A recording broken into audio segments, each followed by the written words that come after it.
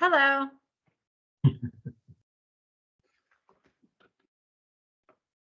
Now, with the now iconic rose window. Yep, we all have our little backgrounds. This is real. Mine is a subscription that I like to call the dollar store bat cave. Just kidding. It's nice. I was having a moment. I'm like, I think that's his house, right? That's not, yeah. That is your house. Aren't you in a real setting? Okay. You're killing me. Yes. Oh, maybe I should leave the ambiguity alive. Is it? Is it not? Hard to tell. In this AI world, I have no idea anymore. I know. The moment you see a stinky dog just walking down the stairs, then the illusion will be over. Yes. Tristy, good to see you. Hello. Welcome, welcome. Let's let a moment so that the rest of the folks can arrive. So for those who are here, by the way, Carl is still traveling, so you're stuck with me, and I'm gonna do my very best to make a Carl impression. I'm not sure how it's gonna go, but I'm gonna give it my best. Mark You need a Stern, hat. hello, good to see you. You need a hat Oh, and a dog barking in the background. I can arrange that. It would take very little. I have what they called a Velcro dog, just like wherever you go.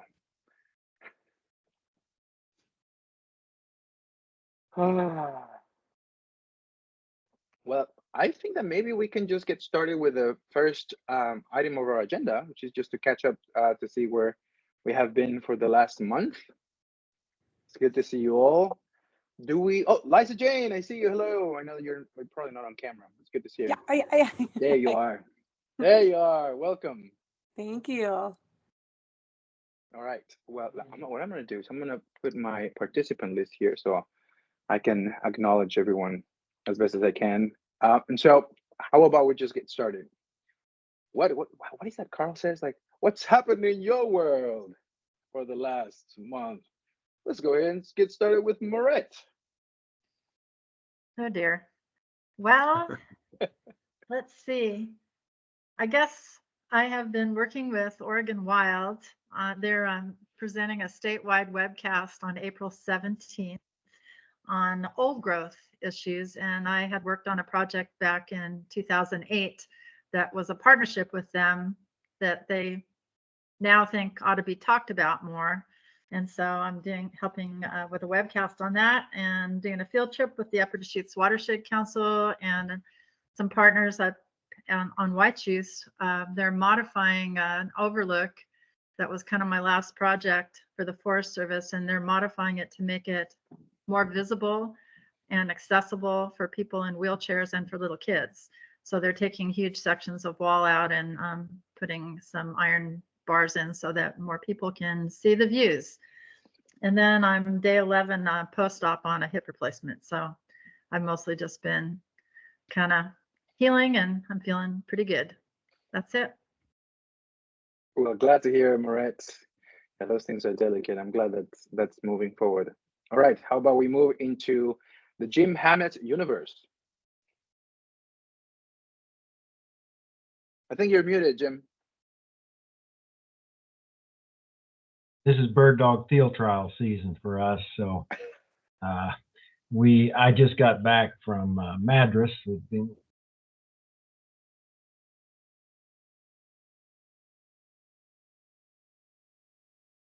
which makes a field trial, and weather was cool for the dogs, and it was good. We saw a lot of good dogs, and had a good time. And now we're headed for Washington State next, and then to Idaho later in the month. But it's been active. I'm trying to get into the garden some, but it's always tough this time of year because of those dog trials. But that's pretty much it. Well, I appreciate a window into your world, Jim, and happy to have you here. How about we move on to Kelly Timchak? What's happening in your world? Good afternoon. I am doing a lot of grant writing, but I just got back from a trip to Idaho to see my husband's brother, and his wife had a baby. So we did a big trip and did some skiing at Silver Mountain in Idaho, went to Lake Coeur d'Alene and saw swans and lots of wildlife, elk, deer, and yeah, did some bowling, did some fishing, just kind of hung out with the family. And I'm also wanting to do some gardening. I'm like Jim, I'm launching at the bit here, but it's also like, oh, it's still Oregon and it's probably going to rain again and for a lot. So I'm trying to hold back just a little bit more. Thank you, Kelly. Similarly here, sort of like experiencing the many fake stages of spring in Oregon. You get excited about one thing and then turns out something else. Thank you for being here. How about Commissioner Mark Laphart? Would you like sharing where you're up to? Good morning, everybody. It's actually morning for me. It's 7 a.m. I'm calling in from 7,600 miles away. I'm in Sydney, Australia right now on vacation. So What? yeah, so wanted to make sure I got on this call for sure. Couple updates. Tomorrow on West Coast time from 3 to 5, the department is going to be having a public meeting on their draft budget for 25-27. And so if you're interested in listening in or even participating, I don't have the website right here in front of me, but if you go to ODF&W's website, you can get on it. Christy could probably put it up because I'm sure she's going to be involved. I think Mark Stern is also. But if you're interested in listening to what the OCRF is being recommended or any other department's budget programs, tomorrow from 3 to 5 will be a public meeting on that draft budget that goes to the governor's office and then eventually to the legislature. Well, after the commission approves it. So, and then the final thing I have is, Director Meltzer has retired now. And so we're in the process of filling his position. And for those of you who don't know, that's the director of ODF&W is appointed by the governor. Excuse me, appointed by the commission, but the governor is going to be involved in the selection process. So right now there is a small subcommittee that is reviewing the applications, and I guess there's 20 plus applications to see which ones are the vital few, and then those will be narrowed down. And then in May, there will be a public process where people can actually participate in asking the candidates questions. And then the commission will go into session and hopefully come out of that with the appointment of a new director for the Department of Fish and Wildlife. So it's May 10th, I believe. That's the end of the report for me. Thank you, Commissioner Laphart. Appreciate always your work and your diligence and allowing us to do what we can do and do it best. And also thank you for setting up my queue. Shrishti, welcome. What's happening in your universe? Hey, Mauricio. Hey, good to see you, everyone. What's happening in my world? Well, I got back this weekend from the Oregon coast where it was beautiful and sunny. I just lucked out. I had planned this trip like 3 weeks ago and it was pouring. I was going to take my chances.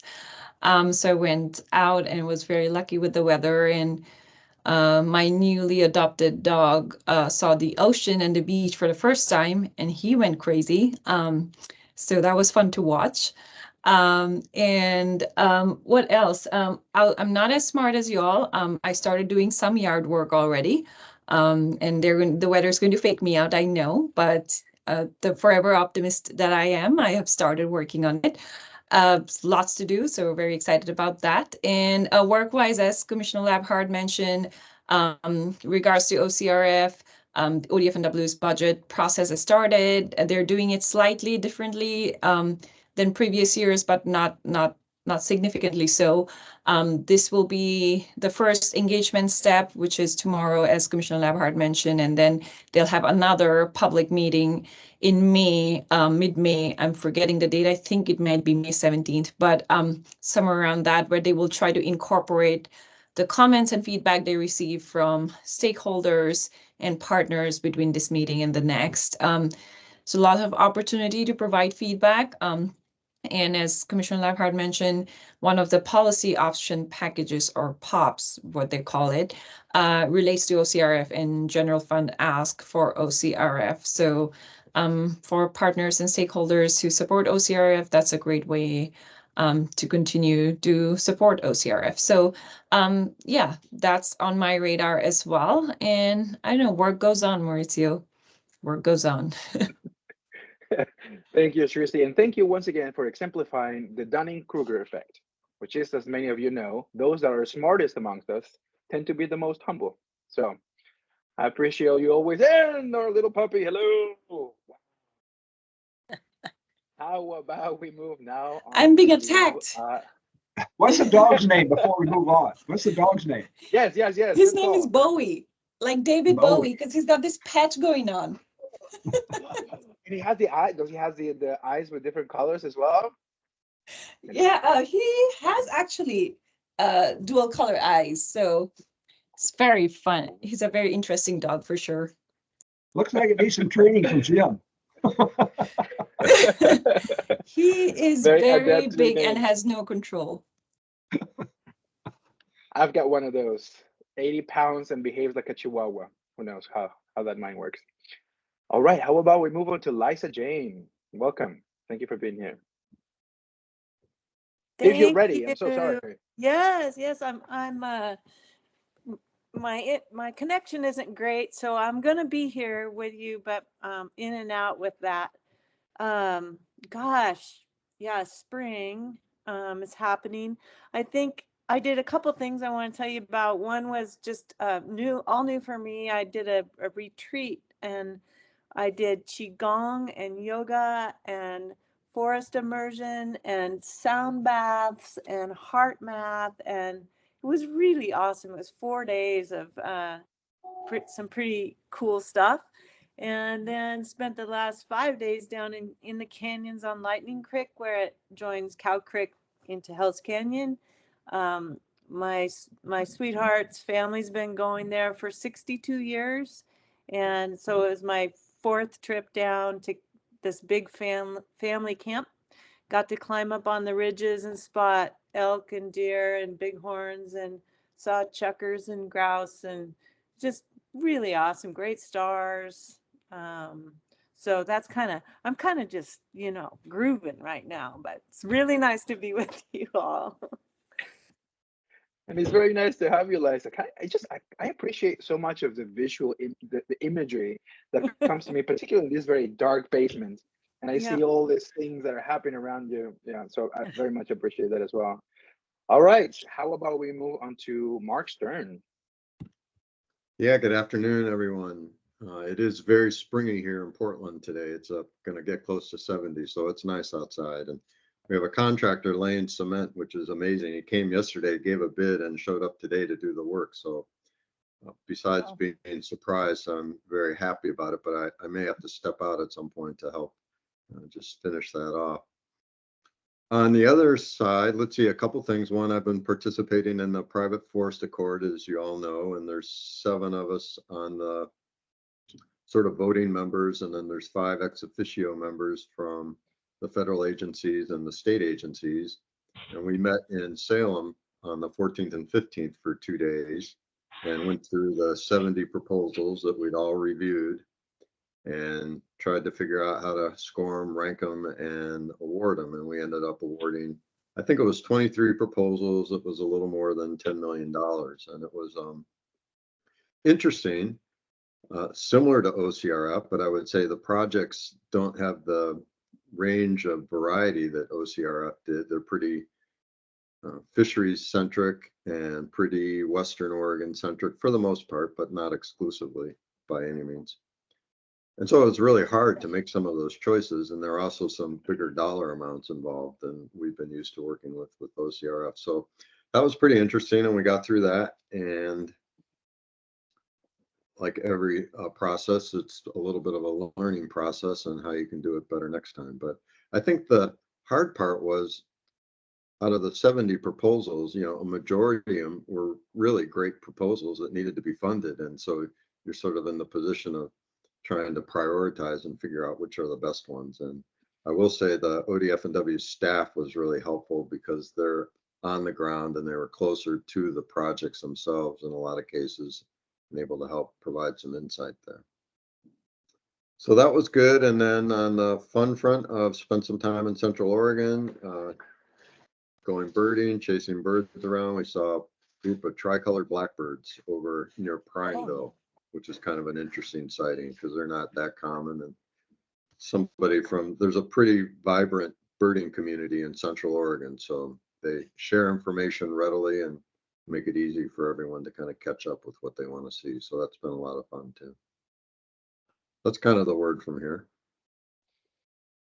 Thank you, Mark. And thank you once again for being like, you can spot the birders as soon as you mention a species. Everybody's like, yes. There was of course, yeah, that's an important sighting that I know of course. Thank you. And thank you for all you do with the Forest Core group and the wisdom that you bring from being part of those parallel processes. I think that makes us better at what we do, being able to have a much more, holistic set of understanding and data to do what we do here at LGRF. And then let's move on to our last, I'm not missing anybody, a member of the committee, which I've grown to believe to be our ecological moral compass, Jane Hartline. Hi, everyone.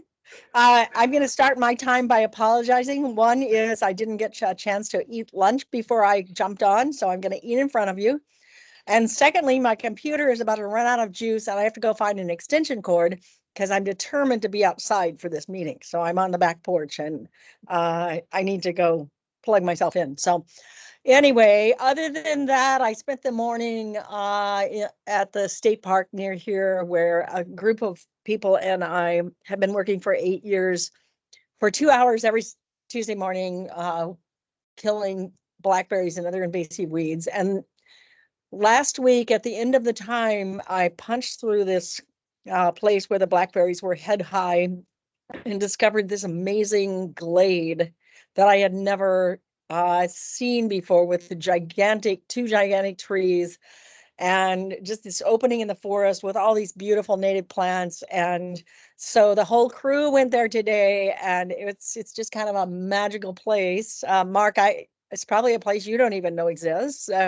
Anyway, it was pretty cool because we cleaned up all the invasives in there and yay. And other than that, I'm just extremely busy with the nursery. Sales are about 70% up over last year at this time. So that's keeping me on my toes. So I'm going to go find a cord and I'll be back in a minute. Thank you for being here, Jane. And we are doing very, very well in time. Please do not share with Carl Wenner, because I don't want to feel like I'm outshining his work on previous meetings.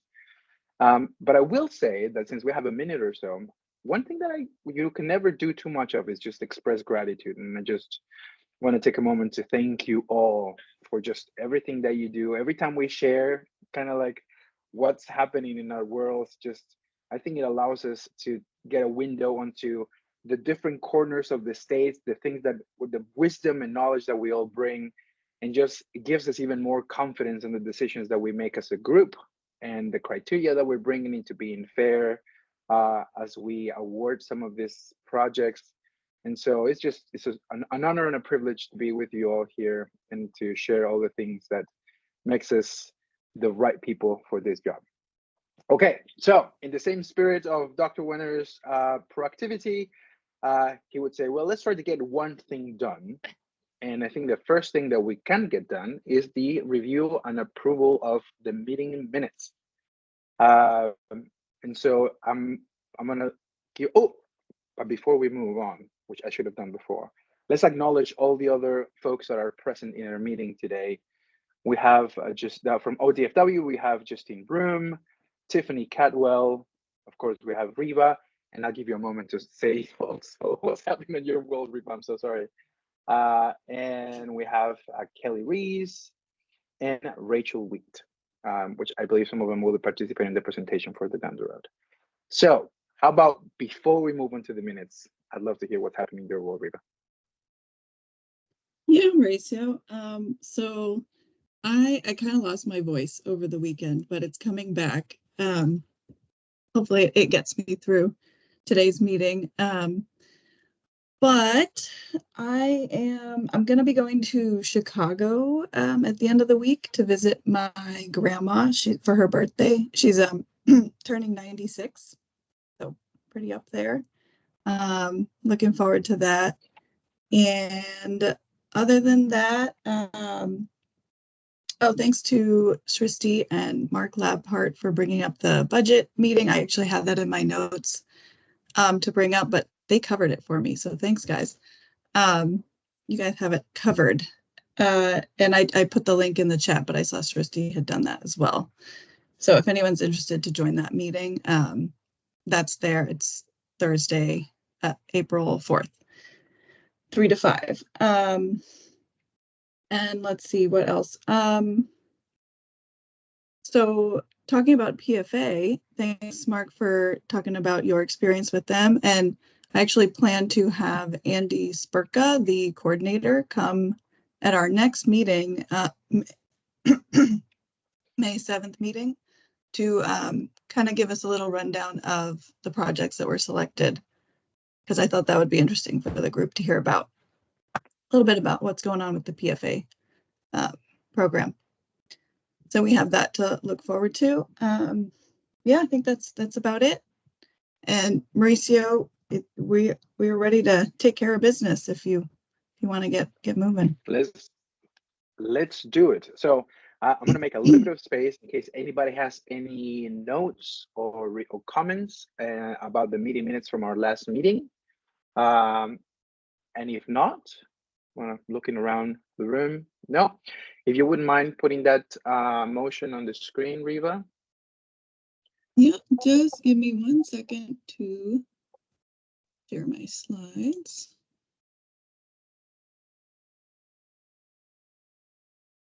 I believe it is this one.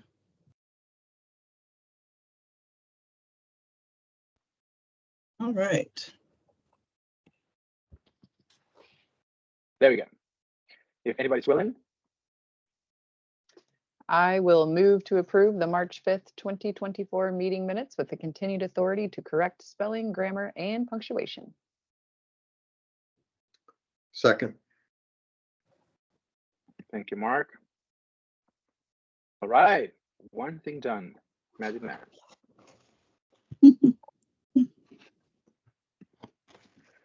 Fabulous. Okay, so we have to, and we can release the screen, Rio, whenever you're ready. Okay. Unless we want to move right into the presentation. What do you think?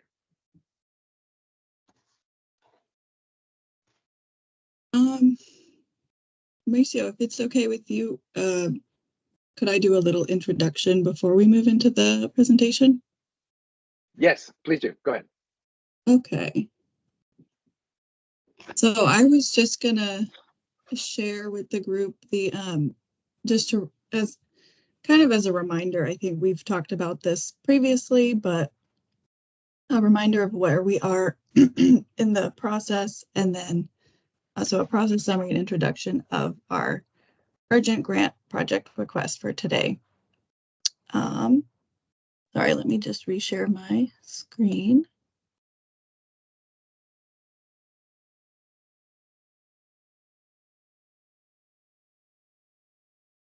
All right, so just as a brief intro, the folks talking with us today are the Polensky Highway 30 Wildlife Underpass Project, Frog Crossing. This is a high priority project that was identified as an example of what the funding could go towards when this $5 million in wildlife connectivity funds were identified for OCRF last year in the 2023 legislative session, House Bill 5030. And so it was identified as an example, and today they are presenting to us requesting a pre-approval of funds from the OCRF, which we won't be getting until next year, March 2025. So a pre-approval of this lottery fund bond for wildlife connectivity. And this has the support of ODFW's Habitat Division, Wildlife Division, West Region, and North Willamette Watershed District leadership. And just to move into, this is kind of a reminder of the urgent grant process that they have been moving through, our brand new urgent grant process. And so first ones to go through this, but at this stage, we are now at the applicant presentation at the OCRF Advisory Committee public meeting. And so that's where we are in the process today. And so far, this is a process summary of what has occurred so far with this project. They have met with ODFW to discuss the proposed project, and the pre-application was submitted. The chairs formed a subcommittee consisting of Carl, Mauricio, Jane Hartline, and Mark Stern. The subcommittee met on February 29th and heard a project presentation from this same group. And then the subcommittee recommended project move to the full committee. And the advisory committee received a staff recommendation and the pre-application. And on March 26th, the advisory committee should have received the full application, technical staff reviews, and subcommittee reviews for review. And then today is the presentation and consideration of project pre-approval. So that's all I have for where we're at. And Mauricio, if you'd like to take it away and get the group going for the presentation, please go for it. Thank you, Riva. Yeah, well, I don't have much to ask, and thank you for indulging. I asked Riva to just have that brief overview of where we are in the pipeline in terms of, we are essentially at a choice point, and so I wanted to make sure that all members of the committee were aware of what stage we're in. I don't have much to add, so I think I'd just like to invite Rachel Wheat to tell us about the project, and then hopefully we can, at the end of it, have some questions answered, and if no questions, then make a motion. Whenever you're ready, Rachel, welcome. Thank you. Appreciate everyone taking the time here today to join us for this presentation on the Polensky Wildlife Underpass on US Highway 30. Can I just get a verbal or visual confirmation that you all can see my slides? Excellent, thank you. So my name is Rachel Wheat. I'm the Wildlife Connectivity Coordinator with the Oregon Department of Fish and Wildlife, and I'm going to be giving some project background on this wildlife underpass. So the target species for this wildlife underpass on US Highway 30 is the northern red-legged frog. This is one of our Oregon Conservation Strategy species, otherwise known as a species of greatest conservation need in the state. It's actually one of the top 5 priority species in the Willamette Valley ecoregion. So it's one of the top 5 strategy species in need of conservation efforts within the ecoregion. It's a federal species of concern. It's a state sensitive species, and movement is essential to this species life cycle. Now that's true for a lot of wildlife species in the state, but this species undergoes an annual migration cycle between breeding habitat and non-breeding habitat that is directly bisected by traffic on US Highway 30.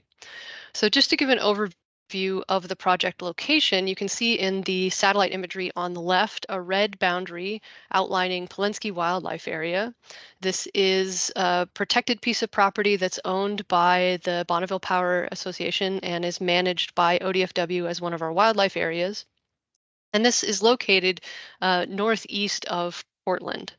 And you can see in this image here that gray band of US Highway 30 that runs parallel to Polensky Wildlife Area. So Polensky is sandwiched between US Highway 30 and the Multnomah Channel.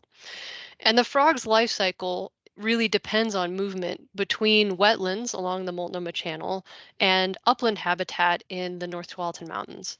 So you could see the Tualatin Mountains marked on the left side of that satellite imagery, and every winter, frogs need to move from their upland habitat in the North Tualatin Mountains down across US 30 to Polensky Wildlife Area and other wetlands along the Multnomah Channel in order to breed.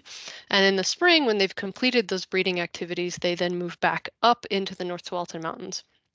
And of course, these are very small individuals, and that is a 4-lane highway with major traffic volumes. And so what results is a significant amount of mortalities of these northern red-legged frogs from normal traffic on the roadway. So in the image on the right, you can see a spotlight on a frog carcass along US 30. And our staff have done a number of mortality surveys of frogs along this highway to try to figure out where the mortalities are clustered and how significant the issue really is. So again, on the left, you can see that image of part of a frog carcass that was collected. And then on the right, you can see a number of these mortality locations that have been identified, as well as a clustering algorithm that we ran to try to identify where the largest hotspots of frog mortalities occur. So the darker purple colors on this map represent higher densities of collisions with frogs.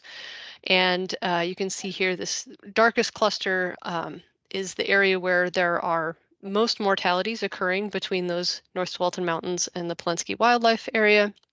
And that orange line is the location where this undercrossing will go. So right in the middle of that highest density of frog mortalities. There are a number of project partners associated with this effort, including, of course, ODFW. The main project partner that's overseeing this project is CREST, the Columbia River Estuary Study Task Force. They've been largely responsible for championing this project over the last almost decade now, making sure that the permits are in place, spearheading the design process and contracting. BPA is obviously also a partner, West Multnomah Soil and Water Conservation District, Oregon Wildlife Foundation, the Oregon Watershed Enhancement Board, Portland Metro, and then a couple of engineering firms, including Consor and Wolf Water Resources. And then we also had to get permitting from Portland and Western Railroad, as well as the Oregon Department of Transportation.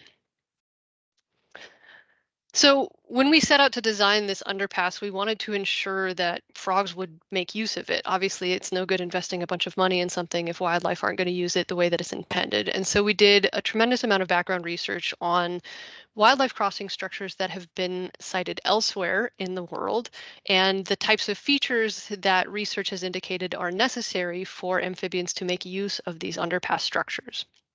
So there are no other amphibian crossings in Oregon. There are very few that I know of in the Western United States. We do have a handful in the northeastern part of the US, and then there's quite a few in Europe. So we're really drawing on research that's been done elsewhere.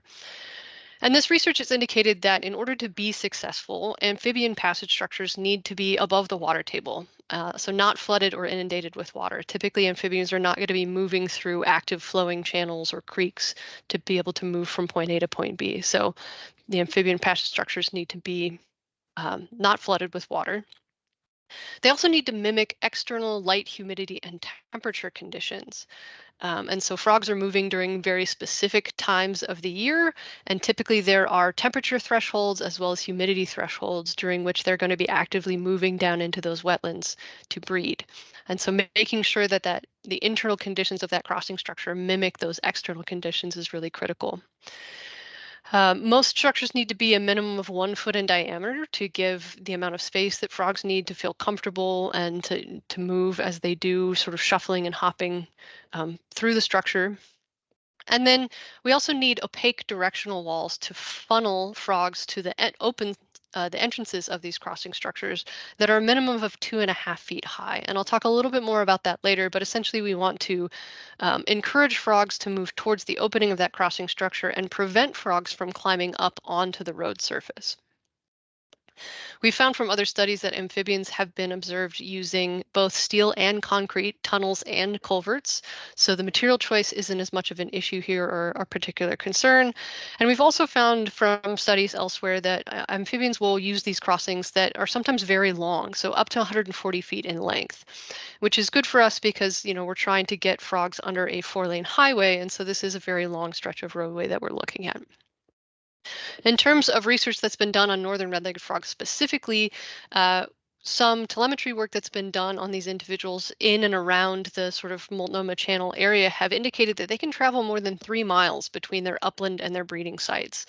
So they're fairly mobile for a species of their size. And they can also navigate fairly steep and complex terrain. So, you know, we know that they are good at navigating some complex environments, and we anticipate that as a result, we shouldn't have too much trouble getting them to use an underpass. The other benefit about this project site selection is that we have protected lands on either side of this crossing structure. So as I mentioned before, Polensky Wildlife Area on the right-hand side of this image is managed by ODFW. It's a permanently protected 423 acres. But then the upland property on the other side of US 30 is also a permanently protected parcel of land. This is the Burlington Creek property that's managed by Metro, and it's 339 acres. So this crossing structure connects these two permanently protected habitats in this area. I'll talk a little bit more about the details of the crossing itself. So I will start by orienting folks to the image in the bottom left-hand corner of the screen here. You can see in blue, there's this sort of blue rectangle. That's the location of this new wildlife crossing structure. There's an existing culvert to the right that passes water. And again, we don't want this wildlife crossing structure to pass water. And so that existing culvert will stay in place to funnel water away from that wildlife crossing. We also have directional walls to funnel frogs to the opening of that wildlife crossing structure. On the east side of the road, you can see that's a very long purple line. That's the boundary of those wildlife directional walls. And on the west side of the wall, or the west side of the crossing, you can see here, they're a little bit smaller or shorter in length, this purple line. And that's because the natural topography on the west side of the highway has some very steep cliffs, both to the south and the north of these walls that will sort of naturally funnel frogs down into this, this opening where the wildlife crossing structure will be. We also have plans for a temporary construction access road where all the equipment will come in and be staged. The actual crossing structure itself is a steel pipe that's going to be 54 inches in diameter and 132 feet long, crossing US 30. So as I mentioned before, we have seen studies that indicate that amphibians will use structures up to 140 feet, so that is within that threshold. And we have the 600 total feet of channelizing walls on both sides of the highway. If we look at a cross section of the crossing structure itself, again, this is a 54-inch steel casing. We'll have an 8-inch poured concrete base that will give a nice flat surface. And then on top of that, we're going to do natural substrate. So this is substrate that's going to be, collected from the site and going to mimic, internal and external conditions are going to be very similar. We're also going to include things like rocks and debris and wood to mimic, again, that natural substrate and make it as consistent as possible as the frogs enter that crossing structure. The interior of that crossing structure pipe is also going to be covered with a reflective coating, and that's to help mimic the external light conditions. And there's another feature that I will talk about in a couple slides to help get light to penetrate down into that culvert so it's not overly dark for frogs when they're passing through. If we look at a cross section of the directional walls, you can see here on the left-hand side, this flat line is indicative of the road surface. And then there's a sort of sloped lip for the directional wall that comes off at an angle. And then the wall itself is 3 total feet tall. And that's again to prevent frogs from being able to get up onto the roadway. So the design of this wall is intentional so that if we do have frogs that happen to be on the road surface, they get around the directional walls or they're coming from elsewhere on the highway corridor, they will be able to use this sort of sloped lip off of the directional wall to jump down off of the highway to escape that highway surface. But if frogs are not on the highway surface, that lip also prevents frogs from being able to climb up and access the highway. So this design was intentional just to make sure that those directional walls are keeping frogs from being hit by cars.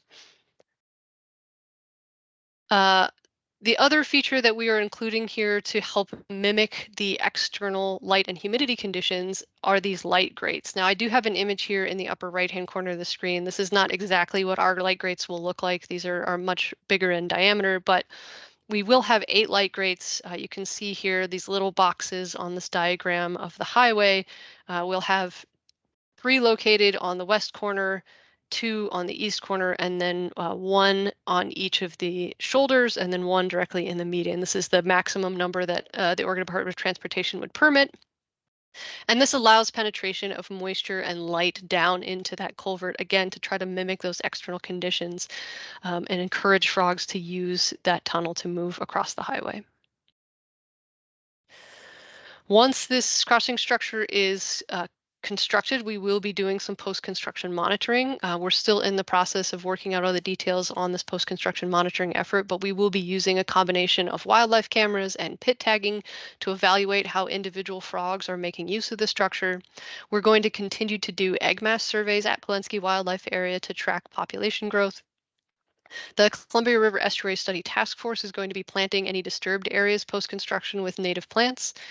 And then ODFW has an agreement in place with the Oregon Department of Transportation to be responsible for maintenance of the underpass. So things like controlling the vegetation near the directional walls, removing any debris that might happen to build up within the tunnel, all those sorts of things. ODFW has agreed to be responsible for that.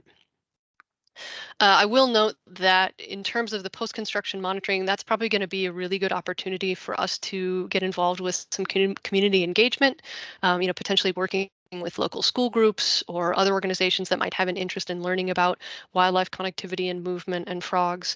And so we're likely going to try to tap into some public engagement opportunities there. We just don't have those details in place yet. We do have plans in place for adaptive management if necessary. Again, the structure was designed to facilitate the passage of amphibians based on research done elsewhere, but we do know that there's always an option or always an opportunity that frogs may not use the structure as we expect, or we might have some other sorts of conflicts pop up. So we have designed the directional walls to allow for attachment of extended temporary drift fencing. So if, for example, on the west side of the highway, those sort of shorter directional walls aren't sufficient to capture frogs as we expect, then we can extend that drift fencing temporarily during the migratory time periods to collect more frogs and get them into the entrance of that crossing structure. We do know that this being outside of Portland, there is always a potential for human conflict, so we have plans in place to add grading to the ends of the crossing structure to prevent human entrance if we need. We can also do things like adjust some of the substrate to improve cover or reduce obstacles for frogs moving through.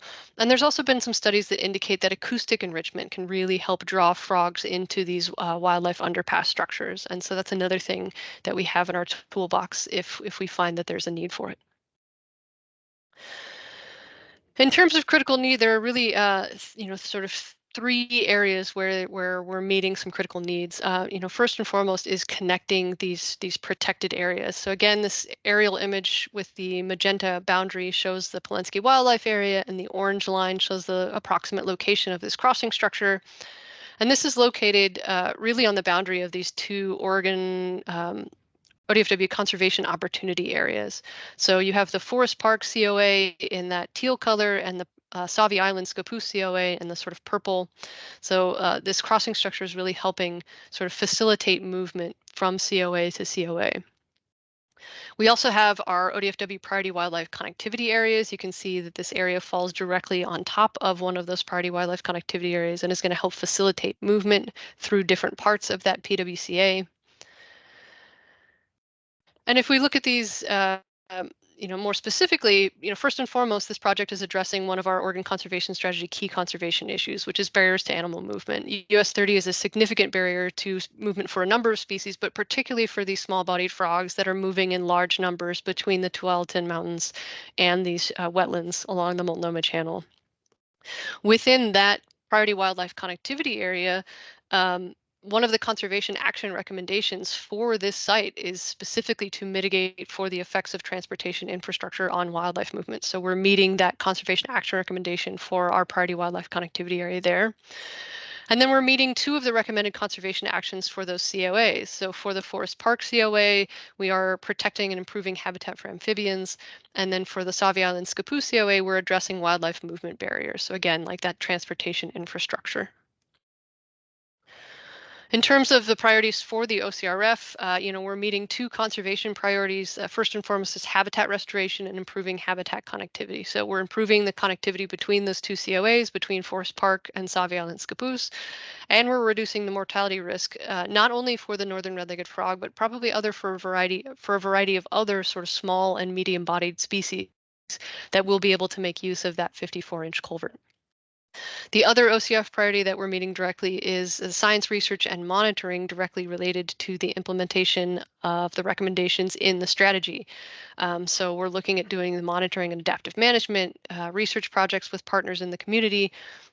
As I mentioned before, this is going to be a good opportunity to engage with community groups, school groups and other organizations in Portland that may have an interest in participating in some of this monitoring work. And I'll also note that this is really a flagship project for us in the state that will hopefully be able to inform similar projects elsewhere. So this is the first amphibian crossing structure that would be implemented in Oregon.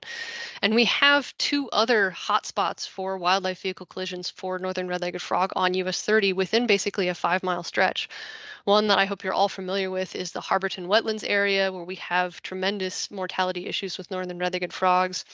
And another that's just north of the site at Polensky Wildlife Area is at Crabapple Creek. So there are 2 other ongoing wildlife crossing projects that are looking to mitigate for wildlife collisions with northern red-legged frog that can ideally benefit from the construction of this passage structure. We can have some lessons learned, design elements that can be shared, and certainly any adaptive management that happens down the line.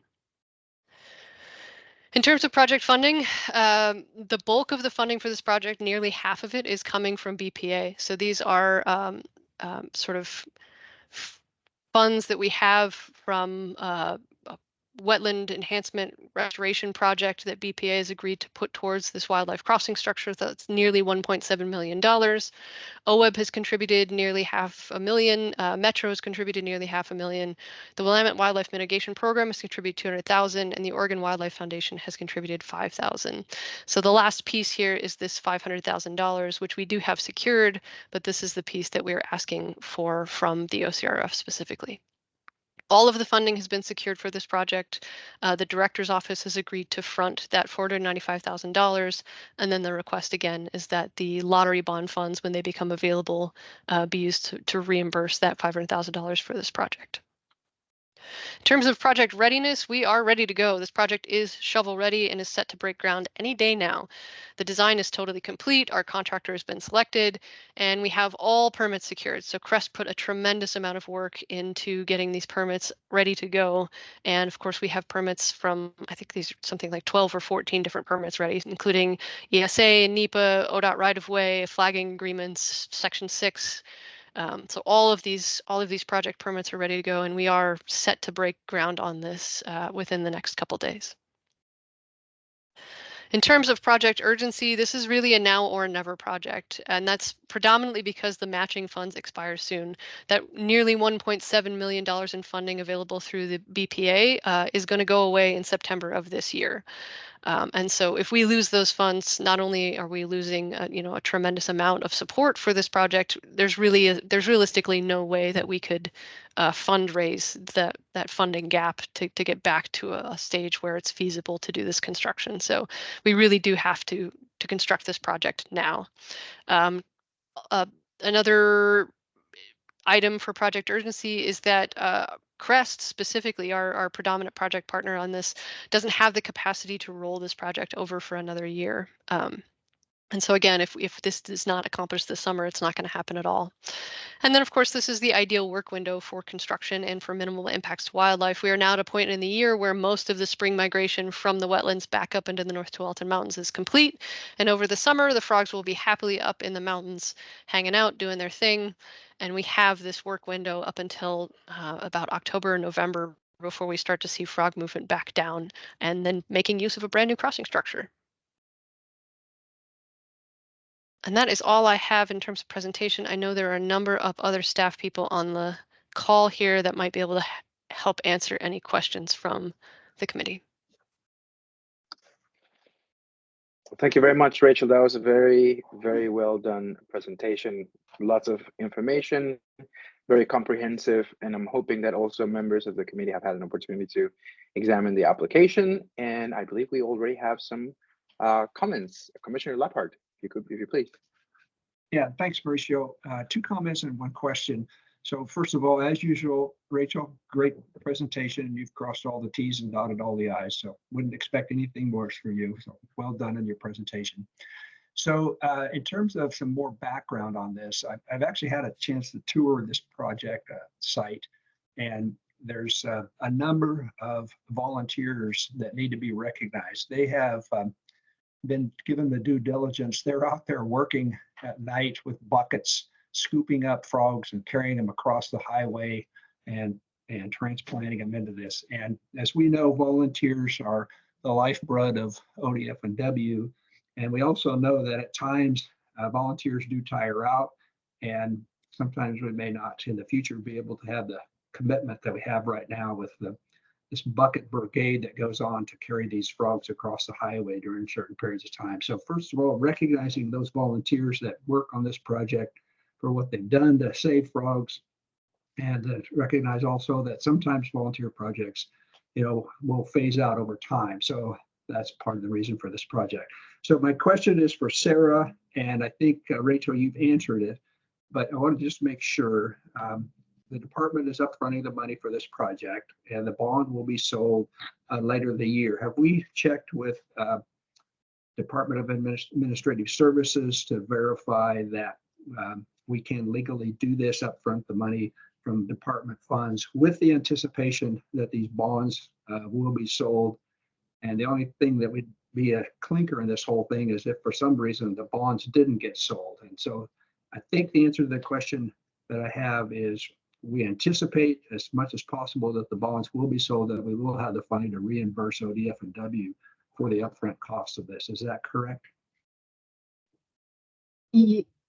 Yes, that is correct. And for members of the public who don't know me, I am Sarah Reif. I'm the Habitat Division Administrator with ODFW and help support REVA and overseeing the OCRF program. And good to see you all. Thank you, Co-Chair Valadrian, for the time.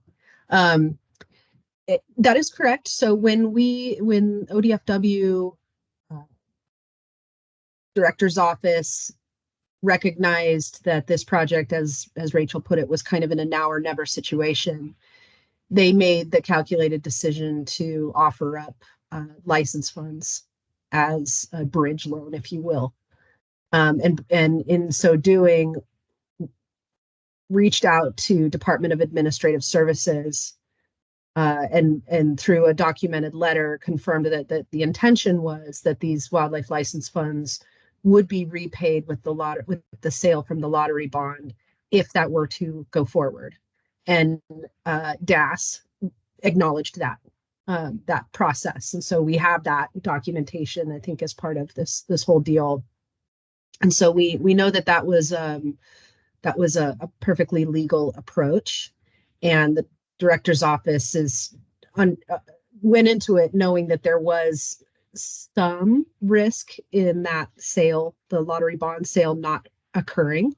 However, we believe that to be a fairly low risk, and current projections sort of confirm that for us. There is always that chance, and that was a risk that the director's office was willing to take. But as I said, I think all the current projections suggest that it is likely to go forward probably in March of 2025. And I guess I would just ask, we have Bernadette Graham Hudson, who's our Wildlife Division Administrator here, to ask her to just confirm that I got that correct and see if there was anything she'd like to add. Hi, everyone. I'm Bernadette Graham Hudson. I'm the Wildlife Division Administrator. And yeah, you got that correct. We did go through a process with DAS to let them know our intent, and they returned a kind of approved acknowledgement of that. Okay, thank you.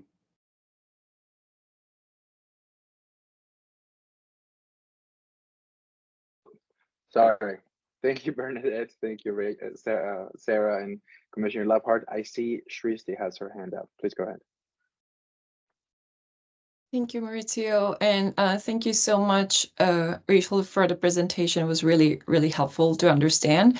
I'm asking this more out of curiosity, but just doing the background research for this project, as well as for the species and connectivity for the species, how rare would you say such connectivity projects are for species like this? Like, are such projects fairly common, or would you say they're more rare? Just because when we think about wildlife connectivity, it's always from the perspective of human safety, and so it's always like big game, big mammals, and so, which is why I think such a project is ever so important, because this does focus on the wildlife species itself and the importance for the species in having connectivity. And also, second part of that question, how rare, therefore, is funding for projects like this? I would say projects like these aren't rare at all in places in Europe and Scandinavia. They do tend to have a sort of more holistic viewpoint of wildlife passage needs and wildlife connectivity, and take into consideration the smaller bodied species as well as the larger bodied, say, ungulates and carnivores and things. They do tend to be very uncommon in the Western states. I'm not sure that I would say that they're particularly common on the East Coast, but there is a much higher diversity of amphibian species in the East Coast, particularly in the Northeast, and they have many more sort of threatened and endangered species that they have to take into account. So slightly more common in the East, very, very uncommon in the West. Typically we see things like maybe desert tortoise crossings for reptiles and amphibians, and that tends to be the extent of it. So this will be relatively unique among Western states.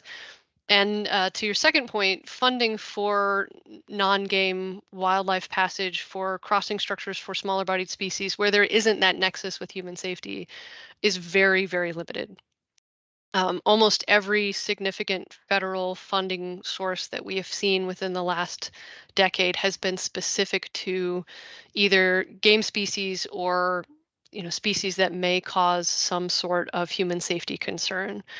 So the biggest one most recently is the Federal Wildlife Crossings Pilot Program, which is $350 million over 5 years, specifically to fund wildlife passage structures across the nation. And one of the criteria for funding there is a safety threat. So threat to motorists, wildlife vehicle collisions, injuries or mortalities, which of course does not incorporate the needs of our smaller bodied species like reptiles, amphibians, small mammals. So funding for these types of projects tends to be non-existent for the most part.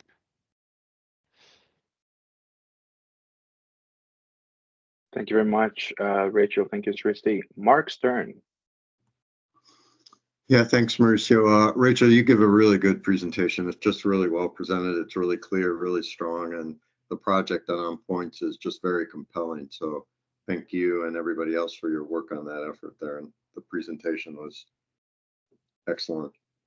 I guess maybe I have a question. I guess it's for Sarah. In some ways, OCRF, we funded other wildlife crossing projects on Siskiyou Pass, I think, and then also on the Bend to Subtle Lake, different stages of them. We funded one down with OHA near Sund River. And I guess to just be interested to hear your thoughts on the eligibility of other applicants now, who may obviously see that this project has been funded. Are we opening up sort of the opportunity for others to apply for these funds as they need them, or just how do you see that part of it rolling out? And I realize maybe it's sort of a case by case, but I think also we could certainly have some of our other partners asking us just, are these funds now available for people to apply for? Yeah, thank you, Mark. Good question. And thanks, Mauricio. I think it's somewhat of a unique situation here in that it's an urgent grant request. And I think in terms of process, any proposal that comes forward asking to be considered as an urgent grant has to be evaluated on a case-by-case basis and has to meet those criteria of what it truly means to be urgent. And I think it's a high bar to clear. I think this project clearly clears that bar. But I think each individual project would need to be evaluated. What makes this one additionally unique, however, is that it has a bridge loan. So it has the funds it needs to proceed now. In our thinking of knowing that the intention would have been to go for those the OCRF connectivity dollars, we went back and forth for a little bit. Bernadette and I went back and forth on, well, should we just wait until the funding comes through and it's an open solicitation? But then we'd be coming to you after the project is done, and you'd be feeling even more pressure to approve it because it's work already done. And so it was this, let's go request this as early as we possibly can, so that the committee has that maybe relieved pressure and ability to contemplate whether it's a good project and whether it meets those urgent grant criteria. So I think in general, we're not opening up the offering for use of these funds until the sale is complete and the funds are in hand, except for this unique situation where we have this bridge loan request. The committee would have the authority today even to say, you know what, we'd rather wait until those funds come in and then we'll approve the project. However, I think you had that discussion at your last meeting and understood the value in kind of an early pre-approval given the unique circumstances. Does that answer your question, Mark? I mean, I think I'm saying that it doesn't open the door. We're not open for business for these connectivity funds unless there were some other very unique situation like this one. And again, every urgent grant request has to sort of be evaluated on its individual case-by-case basis according to the criteria that we've all agreed to. Yeah, that does. That's helpful, and I appreciate that. I know we talked about it some offline, but I think it's helpful just to hear that. And I think, as you say, sort of people would have to make the case for urgency. I think this project makes a really strong case, is compelling for urgency. So to me, I think I agree that's sort of the bar people would have to look at if they wanted to apply for these funds. The other element that I think I'll just address now is there's process that you all still probably would like to contemplate once the lottery bond sale goes forward. For example, do you offer all of the funds up in one solicitation, or do you, spread it out? Do you, historically you have had a cap on grant size, and we just recently expanded that for drought-related projects using drought funds. In the case of these connectivity funds, as you've been hearing from Rachel, they are usually big capital improvement projects, and they are usually quite expensive. And it had always been our intention when the legislative concept was being discussed and things were moving forward to eventually come to you as a committee and recommend that there not be a cap on grant size for the use of these funds. So that would be a little bit of a different way of doing business for this committee, but it really fits the fund and the intent of the funds better to not have a cap. And those are the types of sort of decisions and process discussions that we still have yet to have. And so I just wanted to acknowledge the awkwardness of asking for your pre-approval without us having had to do some of that process that we know we still need to do. We still felt it was worthwhile to bring it to you early, even though we didn't have all of that process dialed out with you yet.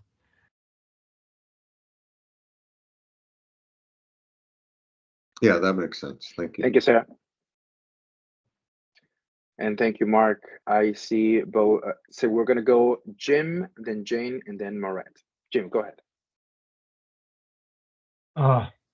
I too would really like to compliment you on the presentation. It certainly answered most of my questions. I would like to drill down just a little bit on the monitoring plan or post-construction monitoring, because I think that's going to be really important given the uniqueness of this project. And I guess I'd like to hear mostly from an ODF agency perspective. Is the agency committed to post-construction monitoring and reporting that out in some method? Has there been a a draft monitoring plan, or have you approved a monitoring plan? I guess that's the one question I've got that I think could be really important. And this red-legged frog issue is a big one all up and down from British Columbia down to California. And certainly the things that are affecting them, from what I understand, in the Portland area are affecting them, across their entire range. So if we're going to protect them as a nation, we need to have as much information as we can. And I think that this project could provide a lot of that if it's completed. Absolutely. ODFW is committed to monitoring this project 100%. Our initial monitoring plan is going to cover the first 3 to 5 years. That's going to be contingent on funding availability and staff capacity, but we will absolutely monitor for a minimum of 3 years post-construction, and we are aiming for 5. We stand to gain a lot of information about amphibian use of this structure, whether or not individuals are learning where the structure is over time, how use is changing depending on, different parts of that winter migration season. Lots of things to gain there, to learn. So absolutely 100% committed to monitoring this project. We don't have a monitoring plan in place yet. We are working to develop that now. We've been in consultation with Portland State University and a couple other researchers with, say, U.S. Fish and Wildlife Service and USGS, talking specifically about opportunities for research here. So different questions that we could ask about frog movement related to this project, looking at things like individual movement pathways of frogs, in addition to the sort of mass of frogs that may be using the structure, and how long it takes frogs to get through the structure, and all sorts of different interesting research questions. So, certainly this is going to be, we stand to gain a lot of information from this work. I do see that Lori Brewster just raised her hand. She is the site manager for Polensky Wildlife Area, and she might have some additional details about monitoring plans. Sure. Thanks, Rachel. And like everyone else said, great job with your presentation. I thought my camera was on. Yeah, I'll just add that we do have a draft 5-year monitoring plan, and that's asking basic questions from an internal perspective of, are red-legged frogs using this underpass, and what other wildlife species are using the underpass? And with that information, we already have ordered and planned for setting up cameras inside the underpass. Some are general wildlife cameras, and then others are amphibian-specific cameras. And with that information, we plan to share with partners. If there's public interest in it, then absolutely. We just need to figure out how is best to distribute that information. And so this is sort of passive monitoring using the cameras, and then we have lots of other ideas in terms of more active monitoring along the channelizing fences, incorporating research projects and partners and studies. So yeah, a lot of that is in the works. We also have to go through some internal hoops with confined space training and make sure we're doing everything according to policy. Thank you very much, Lori. Rachel, does that answer your questions, Jim? Yeah, it does. I just, and I assume that was the case. I just think that it's really, this is an important project, and I think that it is definitely worth following up and seeing how effective it is to be able to pass on to everybody that could be involved with this type of project. So, no, it did. Thank you. Thank you, Jim. I appreciate also your wider perspective on the implications of this project. Jane, please come in. Okay, 2 things. Just Rachel, when you're putting together this monitoring plan, talk to me, because the Harborton Frog Shuttle, which is down the road, has 100-something volunteers, and it might be they're used to working with frogs. They are used to spotting frogs, and it might be an opportunity for some of them to go up the road and do some of the monitoring. So That'd be fun. The second thing is I was thinking about all the money for crossings.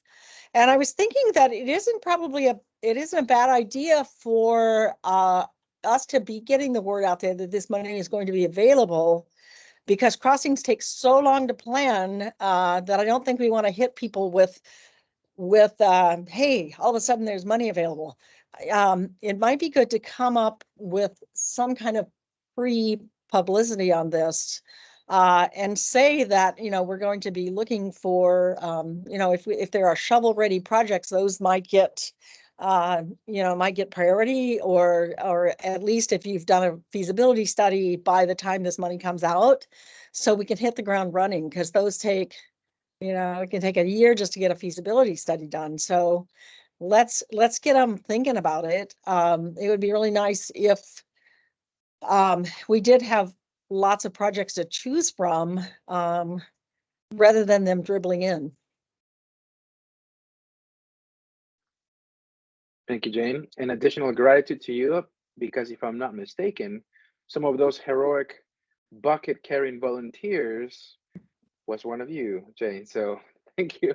Thank you for your work on that. Okay. I'm let's the move on. Monday night captain. So There we go.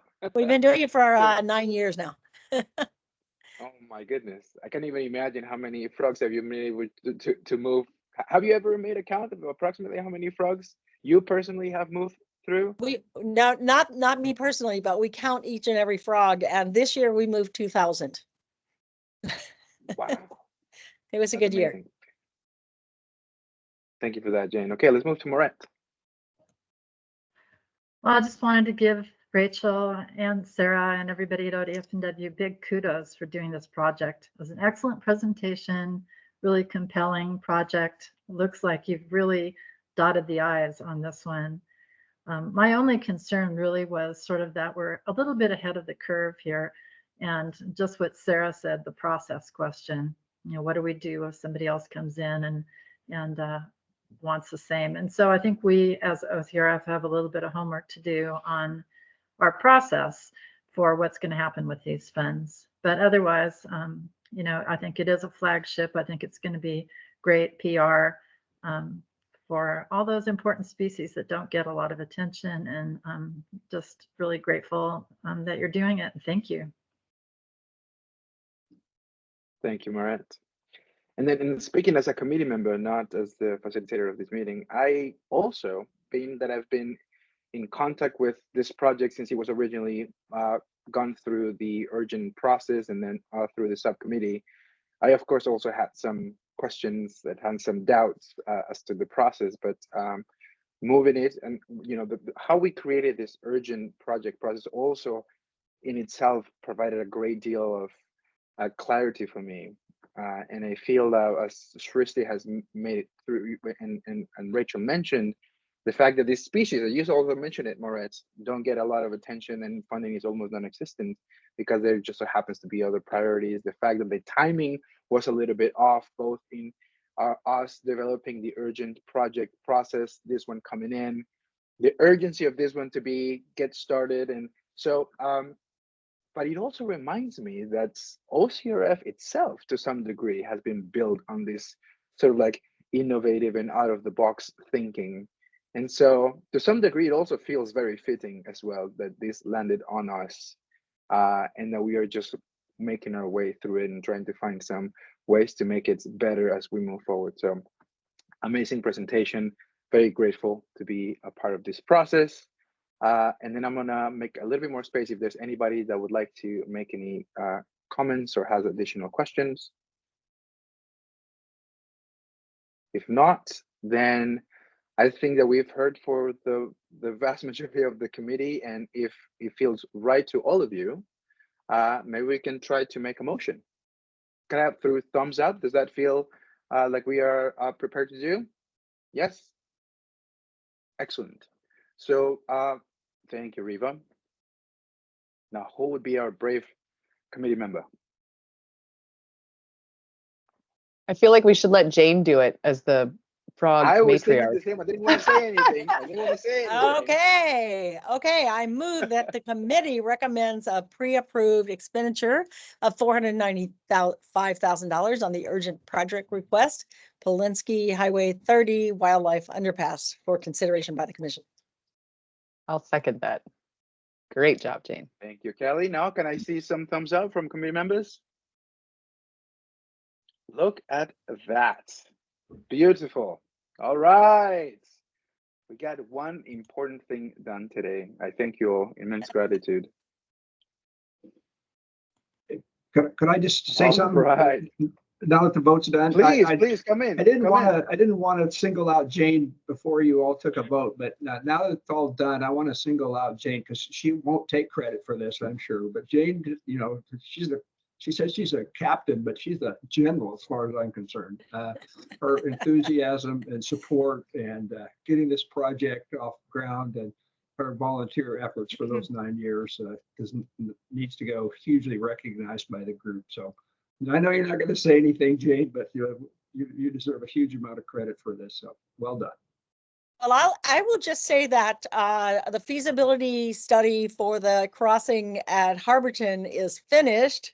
They are in design, and you better believe that we're going to be first in line to ask you for money when that money becomes available. We will be ready, and it's a bigger population of frogs, and it gets a lot of attention. It's gotten so much press. And so there you go. You'll be hearing from us.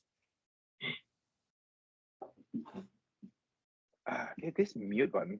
That's amazing. We accomplished something really, really big today. So please, congratulations to you all. And okay, how about this? I'm gonna take some liberties here. Do you feel, Riva, that we could move that 5-minute break to now and then come back to project updates after what? After this, okay?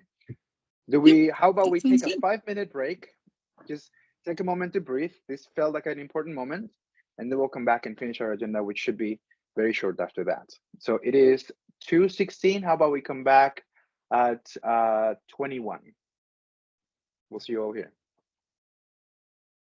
Thank you very much.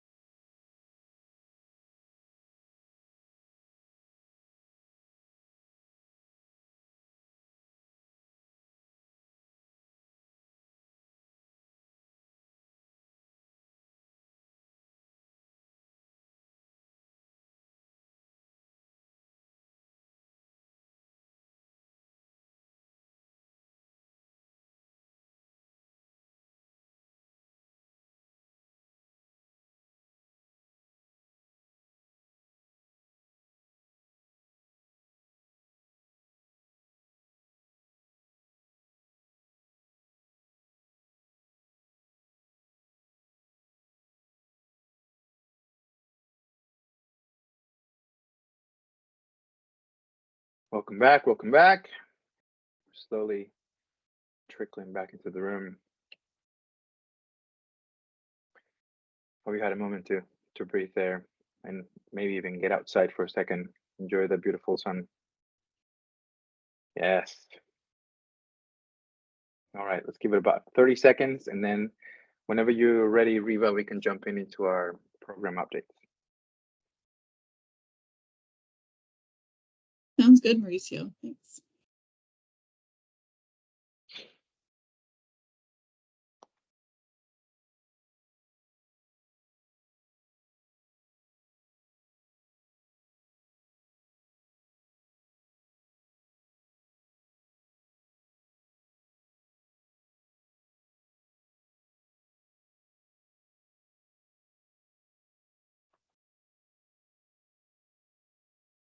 At your convenience, Riva. Is everybody back yet?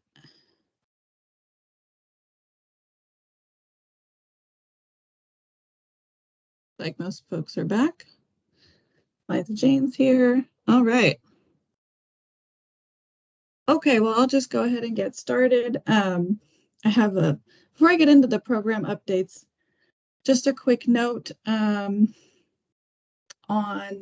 well, Shristi is no longer here, I believe, but I wanted to thank her for her following up with the legislative update at last month's meeting. And I'm sure you all saw that, but the beaver bill was dead in the House. Yeah, unfortunately. But I did hear that just one little piece of news is it might be coming back next year, the 2025 session. So potentially coming back, but dead for now. It would have been $1.5 million coming into OCRF for living with beavers for landowners. All right. So I'll just go ahead and get into some program updates with the group. So instead of doing we were going to be doing an official adoption of our strategic plan, but we're going to be moving that to next month's meeting. Just the timeline was a little tight for us to get that full final plan out to the group before officially adopting it. So that just gives us a little bit more time to do that. But you can expect that at our next meeting to officially adopt our strategic plan, which is very exciting. And everyone has done such great work on that over the past few months since last summer. We started working on that. So thanks to the group for all the hard work and Sherilyn for leading us through that. It's about to be concluding at next month's meeting, and then you can expect, well, we're already trying to implement the communication strategy within that strategic plan. So just an update for the group on where that's at. We have had on March 4th, the chairs, Mauricio and Carl and ODFW staff, Adam Baylor, myself, Sarah Reif, and Tim Gresseth from Oregon Wildlife Foundation have all met to discuss plans to develop the communications strategy scope of work. And so that's in development. And we're moving forward on next steps with developing that. And working with Oregon Wildlife Foundation to be the ones to put out the RFP for a communications consultant. So more coming on that, but that is under development and moving forward. And the next little bit of news is that our June 4th meeting for project selection of the current RFP is going to be an in-person meeting. We did hear enough interest from the group. Actually, most folks are able to come. So that's exciting, and big thank you to Tiffany Caldwell for organizing this and contacting the group to get everything going for our in-person meeting in June.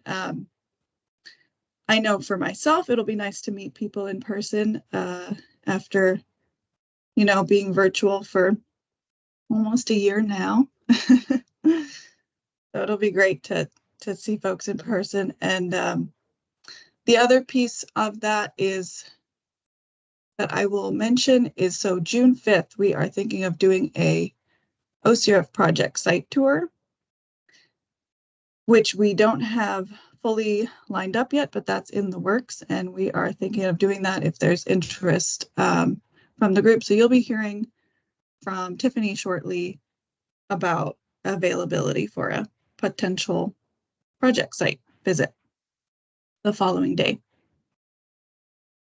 And then about our spring RFP, which was going to be closing on March 26th, decided to extend that deadline by 1 week.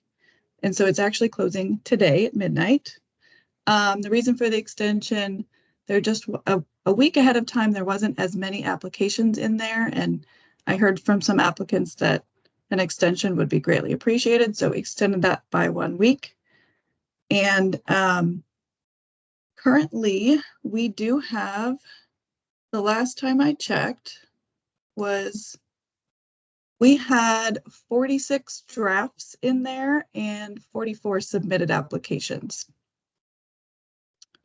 So we'll have to see by midnight what that final tally is, and I'll be updating you shortly on how that's going. And so just adjusting the timeline a little bit for that extension, the OCRF Advisory Committee review period will be shifting to April 29th to May 23rd.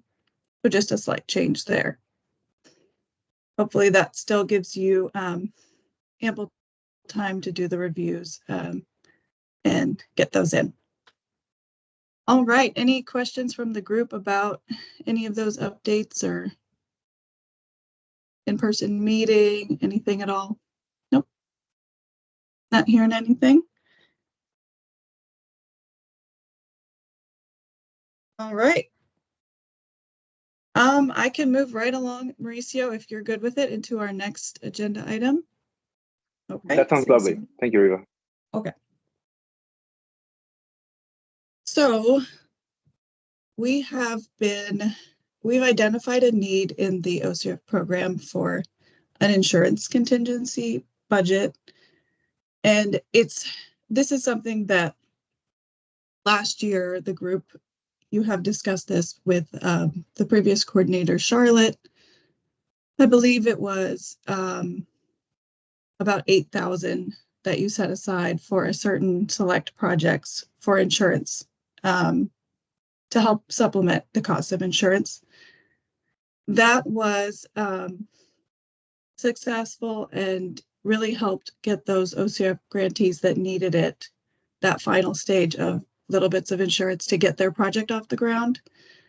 However, it is still becoming a barrier for some projects, the select projects that are just not able to fully correctly assess the amount of insurance that they will need to get their project through the state of Oregon requirements, DAS requirements. So what I'm recommending is an insurance contingency for the program to be able to help these projects out. And hopefully it's just a select few that will need this. But it's something that I have several grantees that have been requesting it. And I'm guessing there will be more in our upcoming round that just aren't able to get that accurate assessment of insurance worked into their project budget. So, as you all have seen, you've probably seen this before, there's our general activity insurance requirements and then specialized activity insurance requirements. And grantees are supposed to be working this into their project budget. Some of these specialized activities are difficult though. So they're supposed to be looking at their special activities like boating, supervising minors, transporting people, 15 or up people, using pesticides or herbicides. will actually require additional insurance. And so that is becoming a sticking point for some projects that aren't able to cover it.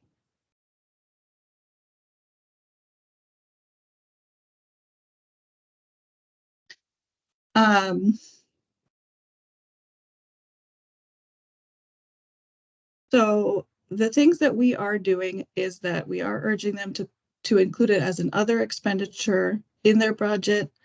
And we have posted informational sessions online. We have developed a document that's supposed to help people with identifying the needs for insurance. However, there is still a need for a stopgap measure that is going to help these select few get through this. And it's a particularly helpful equity measure. I am seeing that the applicants that need it most are usually the smaller nonprofits that are coming from underrepresented or underserved organizations that are kind of new to this government granting process. So for all of these reasons, it's something that is kind of true to what OCRF is all about. And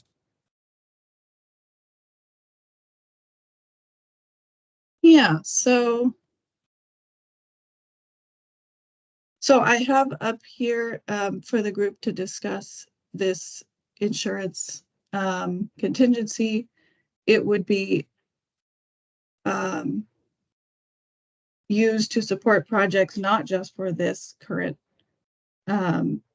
RFP, but future RFPs. Hopefully we wouldn't need all of this. I'm recommending a $20,000 contingency, and this could be used throughout the biennium for the next 3 RFPs if we have select projects that aren't able to get this insurance requirements covered in their project budgets.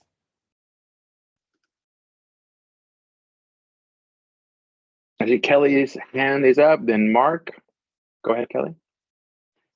I was just going to say, I think this is an excellent idea. This is definitely something that pops up even for people who are seasoned at times, where you realize you need a different kind or a special insurance, and it does change quite a bit. And I think, again, a really great way that we can support folks who are just kind of getting started down this path and bringing other people into the fold to help them stay in this game. So I just want to say I do fully support this. I think it's a really good idea. Thanks for introducing that, Reva. Yep, thanks, Appreciate Kelly. it. Mark, please come in. Oh, yeah, my question was going to be, I was going to ask Kelly for her 2 cents on this because I know she's kind of closest to it in terms of an active practitioner. So she took care of that. So thank you for that. Yeah, I mean, my only suggestion would be, I don't know that, like I use a DAS tool and I can't remember if we ended up putting that, did we include that with this grant so people could, it's still kind of hard to work through, but it does kind of walk you through all the motions of it. And so you can put in your numbers and then it tells you what kind of insurance that you need. So maybe even with our outreach, really letting people know, because it's what I use for every single project I do. And it goes through whether it's a technology thing or on the ground or transportation, restoration, all that kind of stuff. So it's kind of a plug and play. And I don't know that it's our place to train people, but just to make sure that people are aware that that tool is out there, it may help them to hit it before they get to the final point. Yeah, we do Thank have you, Kelly. something similar posted. Thank you, Kelly.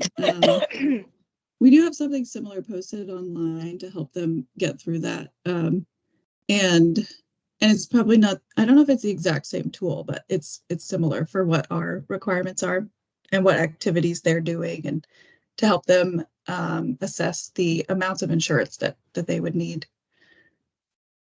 Yeah. Excellent. Does anybody have any suggestions, comments? To me, again, just as a committee member, this to me feels like a no-brainer, and very much speaks of the nature of some of those tenets that we all agreed on in terms of equity for some smaller organizations. And this is exactly the kind of thing that we need to do in order for us to maintain that mandate and stay true to that compass that we all created together. So I'm gonna try to use some of Dr. Winter's terminology. Does anybody have any heartburn with this?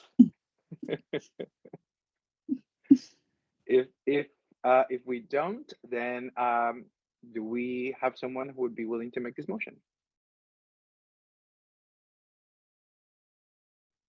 I'm willing to make that motion.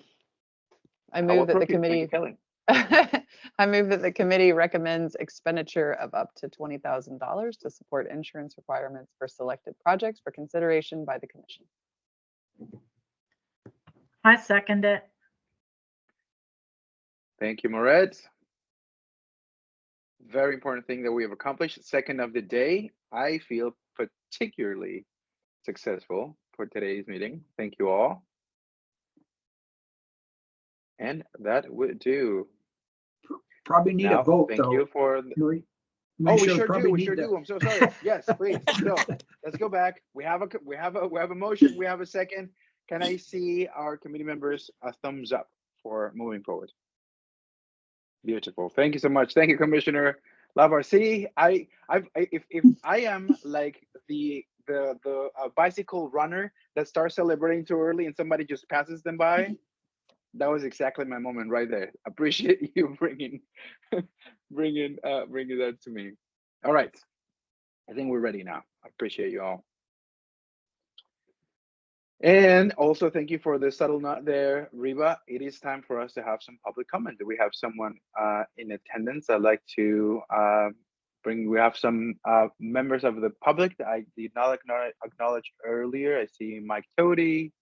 I'm seeing some other folks. Apologize if I don't. Robert Swingle, which I don't remember from our original call out. Anybody who will be willing to or wanting to make a comment, this is your time to do so.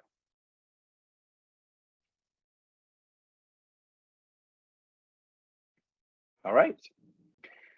And so if we do not, does that mean that we get to adjourn? Is that correct? Excellent. Well, imagine that. This was a short but extremely substantial meeting. Once again, thank you all for all your work and all the good that we're going to be bringing to this world because of it. Let me give you back the rest of the afternoon. Hopefully you'll all stay in somewhere sunny and surrounded by loved ones. And with this, let's consider this meeting adjourned. Until next time, thank you, everybody. Thanks, everyone. Have a great rest of your day.